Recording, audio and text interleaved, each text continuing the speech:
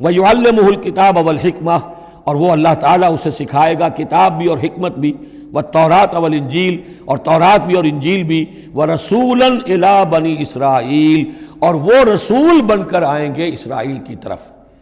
اب یہ جو دو کنٹمپریریز ہیں ان کو نوٹ کر لیجئے کہ حضرت یحییٰ کے بارے میں نبیم من الصالحین پر آ کر بات ختم ہو گئی، اور حضرت عیسیٰ کے بارے میں رسولاً الی بنی اسرائیل، بنی اسرائیل کی طرف رسول ہو کر آئیں گے۔ حضرت یحییٰ صرف نبی تھے، اسی لیے وہ قتل بھی کر دیے گئے۔ حضرت عیسیٰ رسول تھے، رسول قتل نہیں ہو سکتے، اسی لیے ان کو زندہ آسمان پر اٹھا لیا گیا۔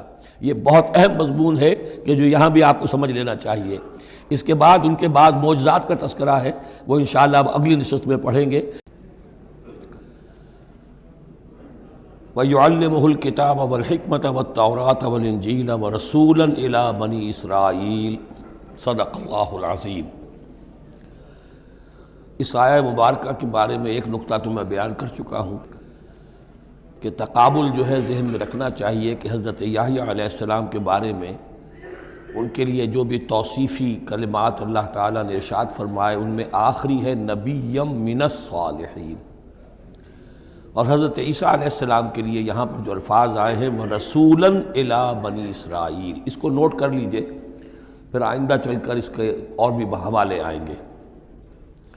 دوسری بات جو نوٹ کرنے کی ہے وہ یہ کہ کتاب اور حکمت اور تورات اور انجیل، ان چار چیزوں کے مابین جو تین واو آئے ہیں ان میں سے دو واو عطف ہیں، ایک واو تفسیر ہے۔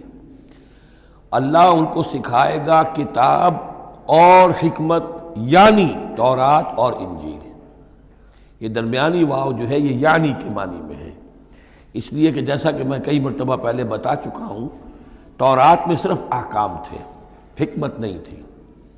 انجیل میں صرف حکمت ہے، احکام نہیں ہے، اور اسی نقطے کو سمجھ لینے سے ساری گتھی حل ہوتی ہے، اور اگر اسی کو نہیں سمجھا ہے لوگوں نے تو پھر بہت ان کے ذہنوں میں پریشانیاں رہتی ہیں۔ تو اس مقام کو نوٹ کیجئے، وَيُعَلِّمُهُ الْكِتَابَ وَالْحِکْمَةَ، اللہ اسے سکھائے گا کتاب بھی اور حکمت بھی، وَالتَّوْرَاةَ وَالْإِنجِیلَ، یعنی تورات بھی اور انجیل بھی۔